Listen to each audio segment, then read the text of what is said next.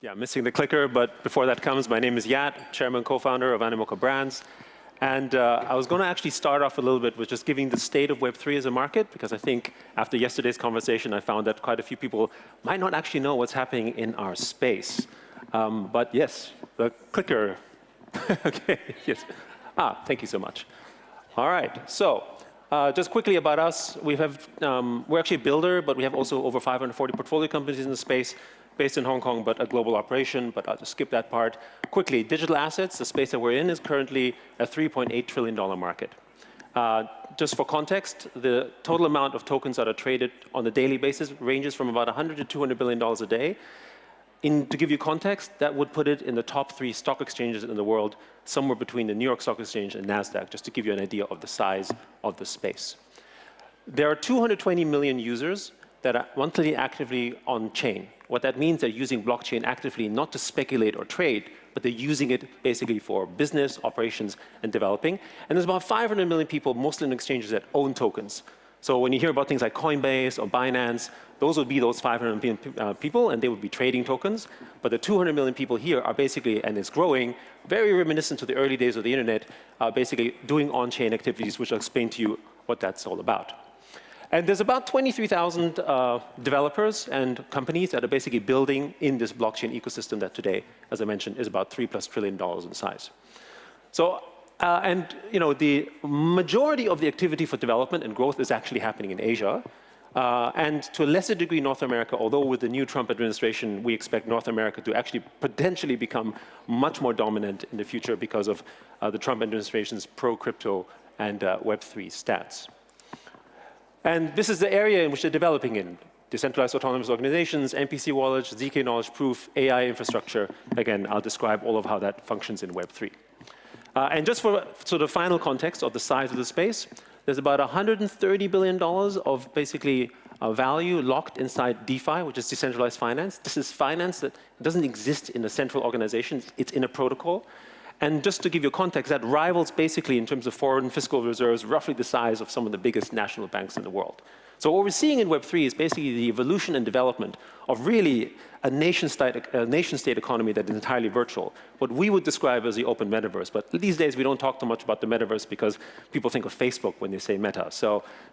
But generally speaking, that's a space that we see that. So the reason I give you this context is for you to have an understanding that there's a sizable economy that's already happening, and why it's happening, and why we think it's going to change the future of AI and the agentic future that we're sort of seeing coming with AI. So the earlier days, we had Web 1 back in the 90s, and that's where the web of read, which was very static. And then in Web 2, we had the ability to write to the web, which means that we were able to write data, and we're basically able to collaborate and share things. So things like, like Instagram is an example of Web 2, where I'm sharing a photo, and then basically I can share that, or a blog post, for example. But what happens is that when you actually share this, there's a large amount of data that we're giving to them. And we know today, of course, that data is the world's most valuable resource, in large part because it fuels AI, applications, and the biggest companies in the world today are actually the very companies that actually own our data and create these vast, powerful network effects. So every one of you who's using Instagram, or if everyone who's using TikTok, maybe not in America soon, you're actually all the product. You're the resource. You don't get paid for it. You create information, and they basically create knowledge and network effects from it. And we have a state of the world that looks like this, where the big tech companies, as we know, basically control everything. You don't own your identity on Instagram. You don't own your identity online. Actually, they belong to someone else, and you're renting their platform. And that is actually the reason why these companies are the most valuable in the world. When you want to use Facebook, you're using their platform. When you're using Instagram for Facebook, or when you're using Apple, you have to not only pay them 30%. To have permission to use the benefits of the network effects, you basically actually pay them rent, and they actually grow in size and power the more that you use it. That's basically the Web 2 network effect. So this is where Web 3 changes everything and why it's become this kind of economic revolution. Because in Web 3, for the first time, you have the ability to own a piece of the network. How does it work, right? How do you own a piece of the internet? This is where the token comes in. So I know many of you have basically seen things like Dogecoin and Pepe and weird stuff, and that looks very speculative and gambling-wise. But ultimately, whether they're serious or not, the token is a representation of the network effect inherent in that network. And I'll give you an example of that in this sort of a thought experiment. If you're a big shareholder in Facebook, it gives you no impact on the influence you might have in Instagram. No impact.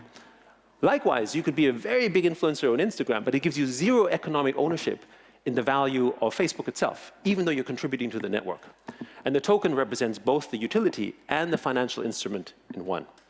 And that's also the same reason why people would want to own something like Ethereum or Bitcoin or Solana or any one of these tokens, because you want to be a member of the network effect. You're not buying it for yield.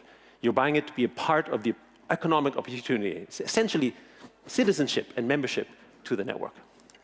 And what's fascinating about Web3 is it's permissionless because it's based on blockchain. And what that means is that all these networks interoperate with each other.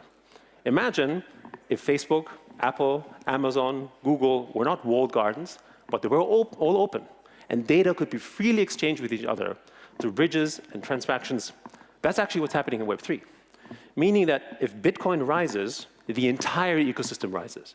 Or if Ethereum rises, the entire ecosystem rises as well, because the network effects can flow with each other. That doesn't mean some networks might die or not, but the strongest networks will succeed in a natural market formation that doesn't exist in Web 2 because they're basically held by these monopolies. And the way to think about that is that when you think about these token economies, they come from the value generated from each connection. So when you own a token, even if it's silly, actually what you're owning is maybe a community. That's what a lot of people talk about in Web3. They say, oh, this is my community. If I own the token, and I'm a member of that. And you want to go deeper in that community, maybe you own an NFT, which is basically also a token. It's just non-fungible in nature, as a way to identify your membership in a network, because you want to have value generated from that network, which is why some of these economies are so large. And they basically can be, when we think about the people that are online in the Web3 space, they look at the token economies, whether they're non-fungible or fungible, in these manners. They don't look at them only as a financial instrument. That's the 500 million people who are trading. The people who are in Web3 look at them in cultural, also of course economic, symbolic, and social community ways, much like the real world. So an NFT represents a status symbol, kind of like a Hermes bag, for instance. Or a token could be economic, but also social. When I own a token, I'm a member of a network.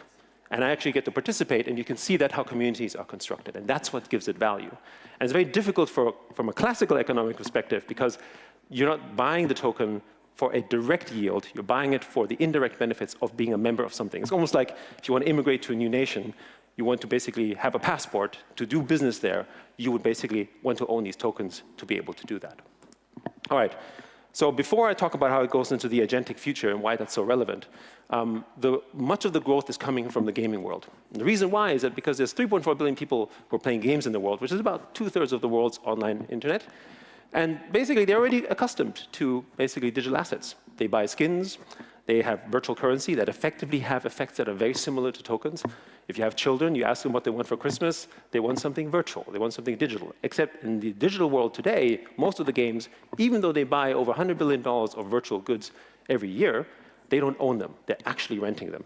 But in Web3, because of blockchain, you get to own them. And that's why people can trade them, pass them on, or pass the identities elsewhere. And I think the other thing that's also relevant to understand is that all of this gaming industry that we see today, that we might think is something fun and frivolous and whimsical, is actually the reason we have things like NVIDIA. NVIDIA was originally, and still is, the largest GPU gaming chip. And people bought NVIDIA gaming graphic cards, not because they were thinking about AI.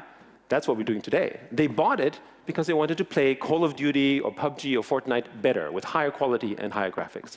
And sort of a perfect example of how how innovation is driven by often the fun and whimsical things that we desire, and then create this potential platform where now today, all of the world's compute is basically running on NVIDIA Blackwell chips, but it started off with gaming. Which leads me basically to sort of the final point around an example. Many examples where Web3 is important, but in particular, how it's affecting the future of AI agents, and basically, we think, the future of work. So we know, of course, because of NVIDIA and because of compute power, things like ChatGPT have emerged, and basically we can use them as a way of getting information, as a tool for us. And it's developing this way.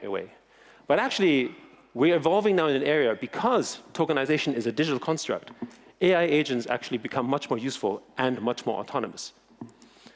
So we go from a phase where you go from how to do it, where the AI agents does it for you, maybe does shopping or purchasing, to a point where when they have a wallet that's on blockchain where they can live essentially forever, they control and execute autonomously.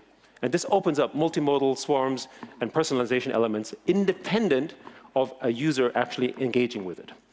And why it matters is because now tokens are programmable digital money. You're not going to get an AI opening a bank account. They can't do that. But an AI can generate a token. They can purchase a token. They can buy Bitcoin. They can give it to you. They can trade for you. And they can make you work for them. And that's actually what we're seeing in the space. And because it's a smart contract that lives on blockchain, which is decentralized, nobody owns Bitcoin. Nobody owns Ethereum. These are networks that are not owned by anyone, which means they're also not just permissionless, but also censorship resistant. They basically have the ability to live forever on the blockchain. And of course, because it's transparent and secure, the same way that Bitcoin is, you can basically measure and see what's happening, and you can actually follow that. And we actually think this is the evolution of where AI become truly autonomous. We're already seeing in our space, and I'll enumerate some numbers shortly thereafter, that people are already working for AI. People are basically being paid in these tokens that they can basically cash out, for instance. And that's actually not someone that's necessarily sort of running on the back. They're just really operating with the protocol. Last year, in 24, in Web3, close to $15 billion of value was airdropped to Web3 users. That's kind of like saying they were paid a dividend for the work that they did. These were paid by protocols. Of course, there are people behind running these protocols. But what's the difference between a protocol that is running fairly autonomously on a blockchain and an AI agent that is also running autonomously on the blockchain? Basically, none. And over the 3 years period, it was roughly 24 billion. So this space is accelerating. And so AI agents have the ability to also generate these tokens. This is what we're seeing. Some of them are meme-like and silly, but some of them have utility. A lot of it is doing things like investment advice, but also playing inside games. And you can pay them tokens, and they can pay you tokens. So this is the future where we will find ourselves working for AI. And the market today in Web3 for these AI agents is roughly $14 billion. And it's kind of interesting because when you talk to people who are not in our space, this is not even talked about, they don't know. But this is a massive space that is emerging and growing. A lot of it is in DeFi. A lot of it is, of course, in gaming, and entertainment is happening as well. Whether this is IP rights, this is management, all these AI agents. Now, here's an interesting thought experiment. Just like what happened with Dogecoin. Dogecoin, outside of the speculative and silliness around it, the key thing what happened there is that the founder of the token burned his keys. What it meant was he gave up all control over the network, which means the network is only operated and owned by people who own the token. When you run an agentic AI on blockchain and you burn those keys, who's responsible for the AI thereafter? Because he's not the one able to pull the strings. That's basically the kind of future that could be possible. Whether it's good or not, that's a different topic altogether. The solution, though, we think, is the other construct in Web3, in my closing here, on decentralized autonomous organizations. We agree that AI should ultimately serve a human purpose. And what you can do with DAOs, through the ownership of tokens, essentially create a structure where you can give constructions to the AI, but you own it because you have a token where you can vote. Today, most of us think about shareholder rights and equity as the instrument on which we can govern something. But think how impractical that is. We're a public company, so every time we have to issue a statement to our shareholders and get a vote done, it takes at least 1.5 to 2 months. Right? We have to print a prospectus. And the biggest companies in the world do not have millions of shareholders. They have, at most, hundreds of thousands of shareholders, because as a construct, it's not possible. But you can't have 1 million shareholders or even 1 billion shareholders, but you can have 1 billion token holders. And these token holders programmatically, in real time, can then make decisions where the protocol, which is what's happening today, like Ethereum from the foundation, for instance, or how an AI might govern. And it would be completely community-owned, as we're seeing today. And again, to give you context in Web3, decentralized autonomous organizations today have $34 billion of value in the treasury that they get to spend. But the kicker isn't that they have this money. The kicker is that 12 million people decide what happens with that money. There's no construct I can think of in the world today, outside of DAOs, where the community can govern that size. Wealth is concentrated in Web 2, but in Web 3 it's distributed because the community gets to have a say in it. And roughly 3 to 4 million users vote every week on how the money gets spent. It's truly perhaps one of the most sort of democratic experiences out there in experiments, and we believe that's the reason why DAOs will ultimately become bigger than companies in the future. So, in closing, one of the reasons we believe Web3 is so important is we, as the users who contribute to the network, get to own the network, and it's clear that the value that we generate from them is much more distributed. In Web 2, like platforms like Spotify, for instance, most of the value goes to the owners, the investors, the founders. Creators get very little. Like musicians don't make money on Instagram or on Spotify, and users get almost nothing. But interestingly enough, because of airdrops, users in Web3 actually get a huge part of the value of the network because they contribute to it, as they should. If you stopped using Instagram today, what's the value of Instagram? It declines. So why should you not actually obtain a piece of the value of that network? So in closing, this is the future of digital property rights, but it's not digital property rights like physical. It's owning pieces of this network asset, an asset that really wasn't something that we could enumerate before. And it's still early. So in classic capitalist effects, you'll have volatility, and it'll be very, very sort of up and down.